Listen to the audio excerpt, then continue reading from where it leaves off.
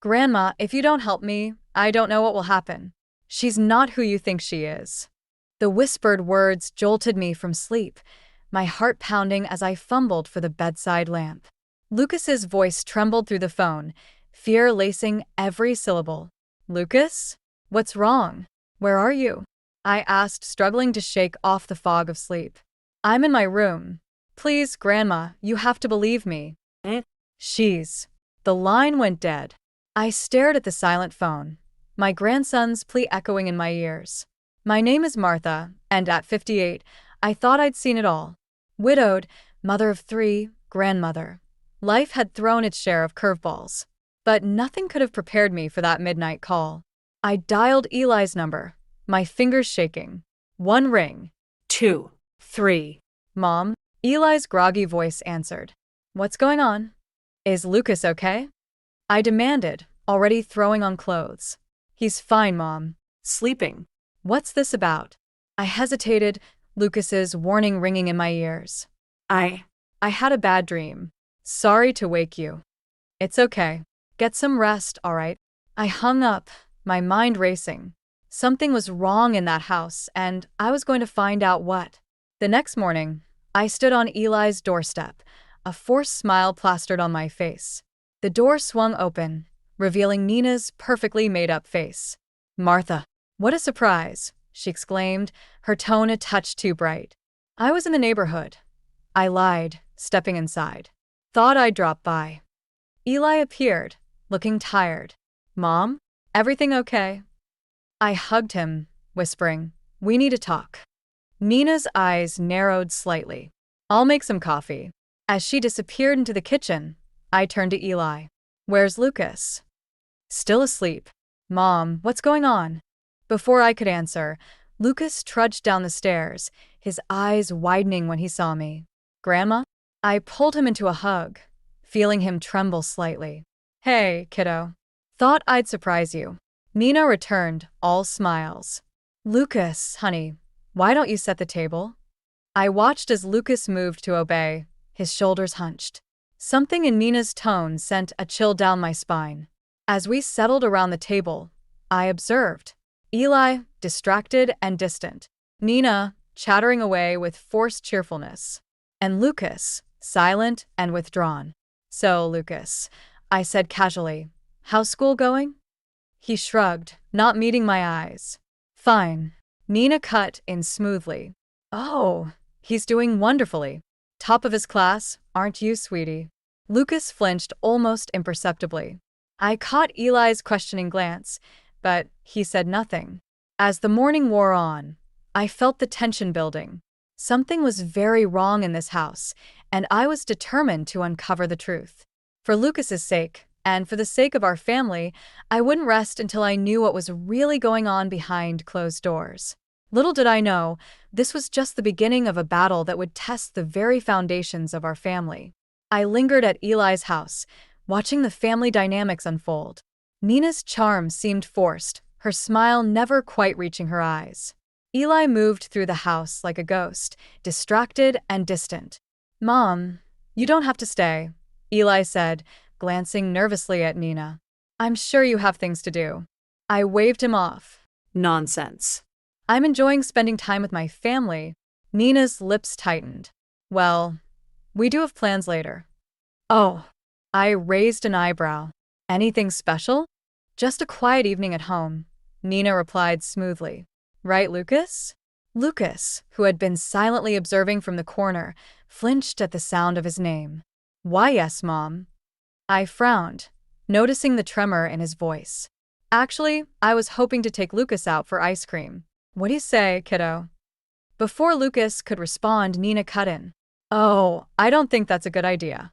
Lucas has homework to finish. It's Saturday, I pointed out. Nina's eyes flashed. He's behind on his assignments. Isn't that right, Lucas? Lucas nodded, his gaze fixed on the floor. The fear in his eyes was unmistakable. I'm sure he can spare an hour. I insisted, my voice hardening. Come on, Lucas. Let's go. Nina opened her mouth to protest, but Eli finally spoke up. It's fine, Nina. Let him go with Mom. The tension in the room was palpable as Lucas grabbed his jacket. Nina's smile was brittle as we headed for the door. "Don't be too long," she called after us, her tone deceptively light. Once in the car, Lucas visibly relaxed. "Thanks, Grandma," he whispered. "Lucas," I said gently, "what's going on at home?" He stiffened, fear creeping back into his eyes. Nothing. "Everything's fine. You can tell me anything, you know that, right?" Lucas nodded, but remained silent. We drove to the ice cream parlor, the weight of unspoken words hanging between us. As we sat with our sundaes, I tried again. "That phone call last night. What did you mean about Nina?" Lucas's spoon clattered against the bowl. I shouldn't have called. I'm sorry." "Don't be sorry," I said, reaching for his hand. "I'm worried about you, Lucas. Please talk to me." Tears welled in his eyes. She's not who you think she is, Grandma. Suddenly, Lucas's phone buzzed. He jumped, fumbling to check it. The color drained from his face. "We have to go back," he said, his voice trembling. Now. "Lucas, wait." But he was already heading for the door. I hurried after him, my heart racing. When we pulled up to the house, Nina was waiting on the porch, arms crossed. Her eyes were cold as Lucas climbed out of the car. "Inside," she snapped. Now. Lucas obeyed without a word. I started to follow, but Nina blocked my path. "I think it's time for you to go, Martha," she said, her voice dangerously low. "We appreciate the visit, but we need our family time." I met her gaze, seeing the threat lurking beneath the surface. "This isn't over, Nina," I warned. She smiled, all teeth and no warmth. "Oh, I think it is. Goodbye, Martha." As I drove away, I couldn't shake the image of Lucas's terrified face. Something was very wrong in that house, and I was more determined than ever to get to the bottom of it. No matter what it took, I would protect my grandson from the monster wearing his mother's face. I couldn't sleep that night, haunted by Lucas's frightened eyes and Nina's cold smile. At dawn, I made a decision. I had to see Lucas again, no matter what. I waited until I knew Eli would be at work, then drove to their house. To my surprise, Lucas answered the door, looking exhausted. "Grandma," he whispered, glancing nervously over his shoulder. "Is Nina here?" I asked quietly. He shook his head. "She went to the store." "Good. Get your jacket." "We're going for a walk." As we strolled through the nearby park, Lucas remained silent, his shoulders hunched. I waited patiently, knowing he needed to open up on his own terms. Finally, he spoke. "I'm sorry about yesterday, Grandma. I shouldn't have called you like that." "Lucas, honey, you can always call me. No matter what." He nodded, tears welling in his eyes. "It's just, Mom, What does she do, Lucas?" He took a shuddering breath. "She says things, terrible things, about me, about Dad. She makes us feel like we're nothing." My heart clenched. "Oh, sweetheart. But that's not the worst part," he continued, his voice barely audible. "Sometimes when Dad's not home, she hits me." Rage surged through me. "Lucas, why haven't you told anyone?" "She said if I did, she'd hurt Dad. Or you." "I was scared, Grandma. I'm still scared." I pulled him into a tight hug, feeling him tremble against me. "It's okay, Lucas. I'm here now. We'll figure this out together." As we walked back to the house, Lucas suddenly tensed. "Wait," he said. "I need to show you something." He led me to his room, closing the door behind us. From beneath a loose floorboard, he pulled out a worn notebook. "It's my journal," he explained. "I've been writing everything down. The things she says, the things she does. I thought maybe someday someone would believe me." With shaking hands, I opened the journal. Page after page detailed Nina's cruelty, her manipulation, her threats. My vision blurred with tears and fury as I read Lucas's anguished words. "Lucas, we need to show this to your father." Fear flashed in his eyes. No. "We can't. She'll know I told, and she won't hurt you anymore," I promised fiercely. "I won't let her." Just then, we heard the front door open. Nina's voice called out, "Lucas? Where are you?" Lucas paled, shoving the journal back under the floorboard. You have to go, Grandma. Please. I hesitated, torn between staying to protect him and knowing my presence would only make things worse for now. I'll be back, I whispered, squeezing his hand. Stay strong, Lucas. I love you. I slipped out the back door just as Nina's footsteps approached Lucas's room. As I drove away, my mind raced with plans. I needed to confront Eli, to make him see the truth about his wife. And I needed evidence, irrefutable proof of Nina's abuse. One thing was certain, I would not rest until Lucas was safe and Nina faced justice for her actions. The battle for my grandson's future had only just begun, and I was prepared to fight with everything I had. I couldn't wait any longer. With Lucas's journal burning a hole in my bag, I called Eli and demanded he meet me at the local diner. No excuses, no delays. When he arrived, looking haggard and confused, I wasted no time. Sit down, Eli. We need to talk about Nina and Lucas. His face paled. Mom, what's this about? I slid the journal across the table. Read it. All of it. For the next hour, I watched my son's world crumble. His hands shook as he turned the pages, his eyes filling with tears and horror. When he finally looked up, I saw a broken man. I didn't know, he whispered. I mean, I knew things weren't great, but this. You didn't know? I couldn't keep the anger from my voice. How could you not know, Eli? Your son is being abused under your own roof. He flinched. Nina, she's always been difficult. But I never thought she'd hurt Lucas. I thought I could handle it, keep the peace. Keep the peace. I hissed. At what cost? Your son's safety? His sanity. Eli buried his face in his hands. What do I do, Mom? If I confront her, she'll deny everything. She'll turn it all around on me, on Lucas. She always does. I leaned forward, my voice steel. You stand up for your son, Eli. You protect him no matter what. And if you won't, I will. He looked up, fear in his eyes. What are you going to do? What I have to. I'm getting Lucas out of that house, with or without your help. Eli's shoulders sagged. She'll fight you.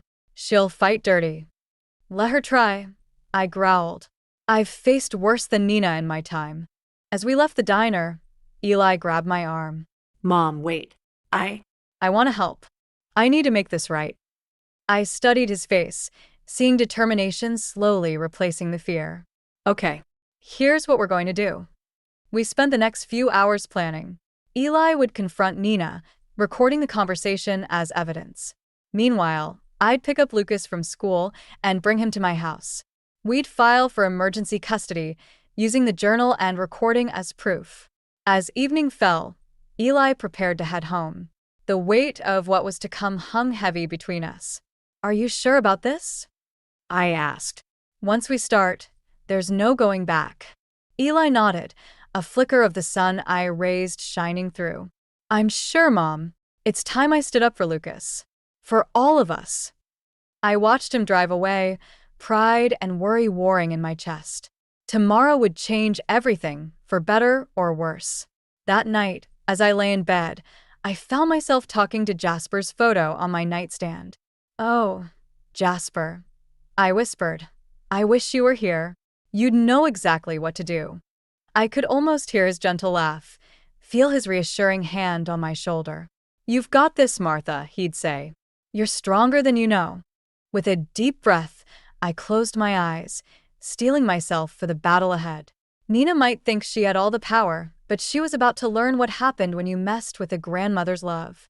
Come morning, the gloves would come off, and I'd show her exactly what I was made of.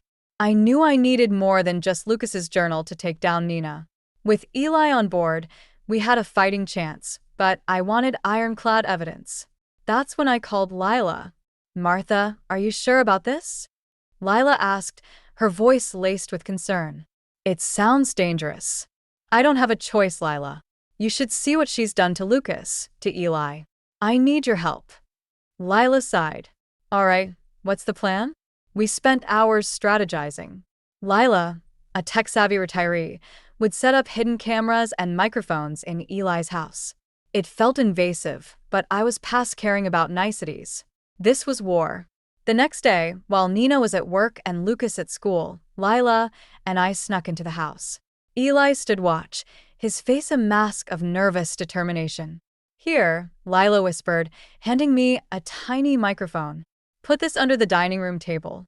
As I crawled under the table, I heard Eli's sharp intake of breath. "Mom, Lila, someone's coming." My heart raced as I scrambled to my feet.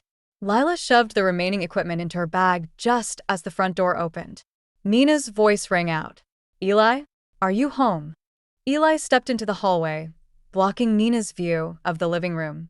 "Hey, honey, what are you doing home so early?" I grabbed Lila's arm, and we slipped out the back door, our hearts pounding. Once safely in my car, we let out shaky laughs of relief. "That was close," Lila breathed. "Too close," I agreed. But we did it. Over the next few days, we monitored the recordings. What we heard chilled me to the bone. Nina's verbal abuse was relentless, her manipulation of both Eli and Lucas evident in every interaction.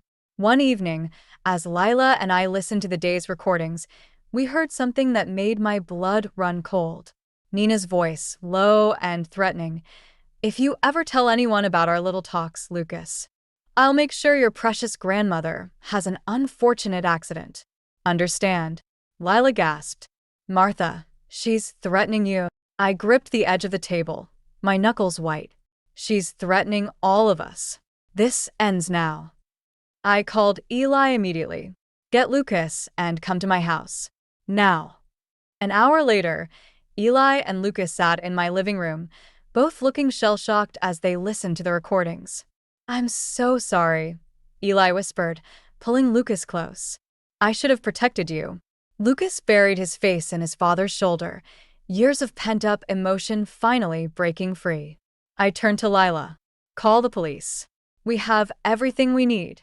As Lila made the call, I sat beside Eli and Lucas, wrapping my arms around them both. "It's over," I promised. "She can't hurt you anymore." But even as I said the words, a chill ran down my spine. Nina wouldn't go down without a fight, and I had a feeling the worst was yet to come. As blue lights flashed outside my window, I steeled myself for the confrontation ahead. Nina had no idea what she'd unleashed by threatening my family. It was time to show her exactly what a determined grandmother was capable of. The stage was set for the final confrontation. I had invited Nina, Eli, and Lucas to my house for a family dinner, a ruse to get everyone in one place.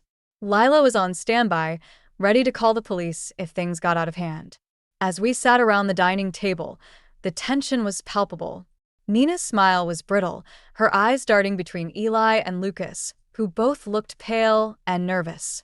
"So, Martha," Nina said, her voice sickly sweet, "what's the occasion?" I took a deep breath. "Actually, Nina, there is a reason I asked you all here tonight."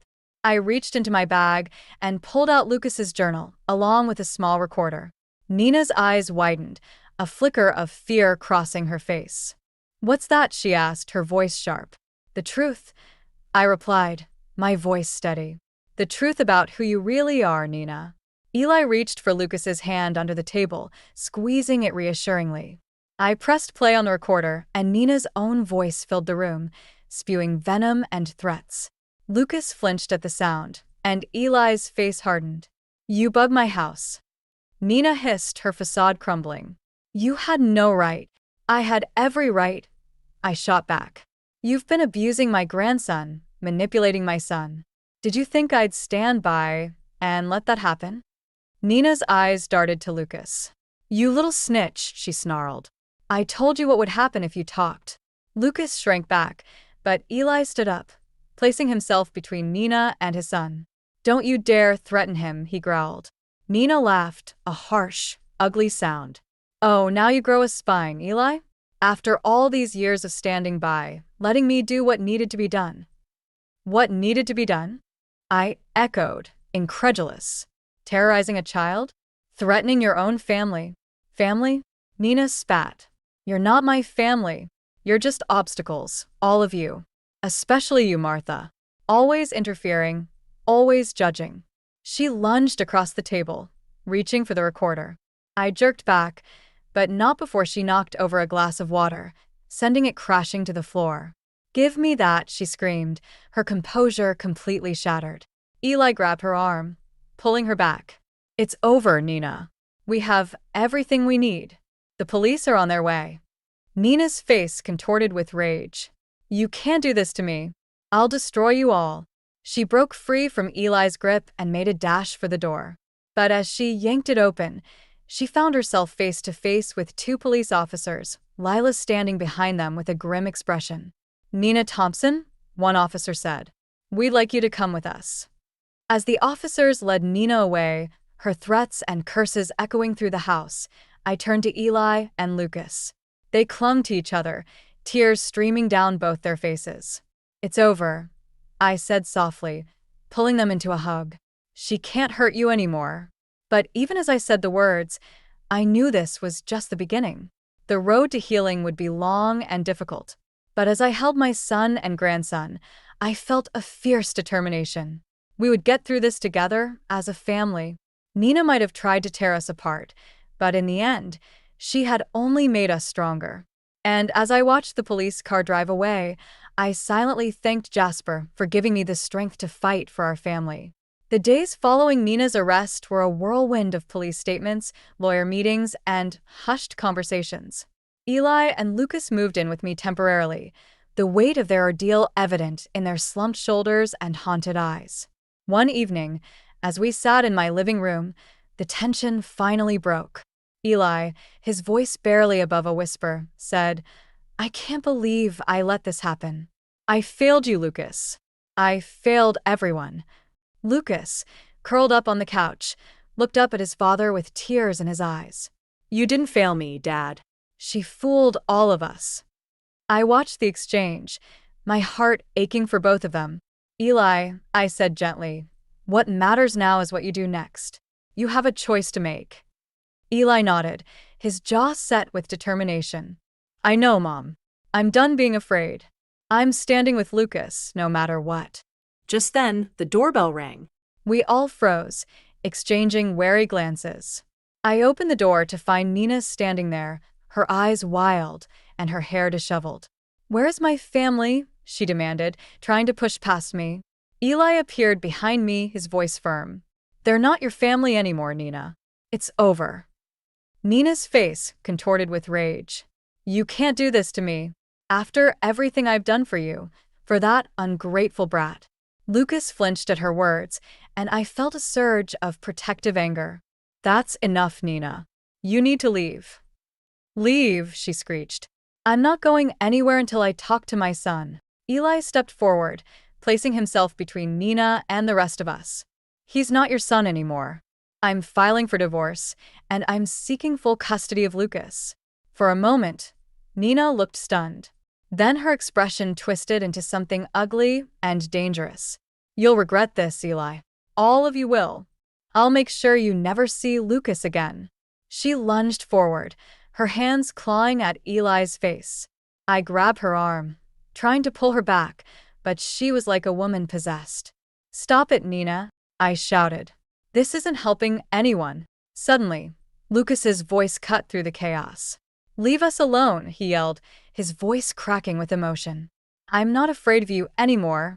Nina froze, her eyes locking onto Lucas. For a moment, I saw a flicker of something, regret, pain, cross her face. Then it was gone, replaced by cold fury. "You'll all pay for this," she hissed, backing away. "This isn't over." As she stormed off, I quickly closed and locked the door. We all stood there, breathing heavily, the weight of what had just happened settling over us. Eli turned to Lucas, pulling him into a tight hug. "I'm so proud of you, son," he murmured. "We're going to be okay." I watched them, feeling a mix of relief and apprehension. Nina's threat hung in the air, a dark cloud over our moment of triumph. But as I looked at Eli and Lucas, clinging to each other with newfound strength, I knew we would face whatever came next together. The road ahead would be challenging, but we had taken the first step towards healing. Nina's hold over our family was broken, and in its place, a stronger bond was forming. As I joined the embrace, I silently vowed to protect this fragile new beginning with everything I had.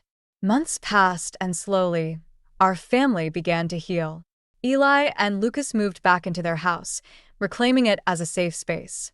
I visited often, watching with pride as they rebuilt their relationship. One sunny afternoon, I sat on their porch, sipping lemonade with Lila. Inside, we could hear Eli and Lucas laughing over a board game.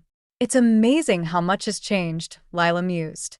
They seem so light now. I nodded, a lump forming in my throat. It hasn't been easy, but they're getting there. Just then, Eli stepped out, his face serious. Mom, can we talk? I followed him inside, where Lucas was waiting, looking nervous but determined. What's going on? I asked, my heart racing. Eli took a deep breath. We've been thinking about testifying against Nina in court. I sat down, stunned. Are you sure? That would be incredibly difficult. Lucas spoke up, his voice stronger than I'd heard in months. We have to, Grandma. For us, and for anyone else she might hurt. Pride swelled in my chest. If that's what you want, I'll support you every step of the way. The day of the trial arrived, tense and charged with emotion. As Nina was led into the courtroom, her eyes locked onto Lucas. For a moment, I saw a flicker of the old Nina, manipulative, threatening. But Lucas stood tall, unflinching. One by one, we told our stories.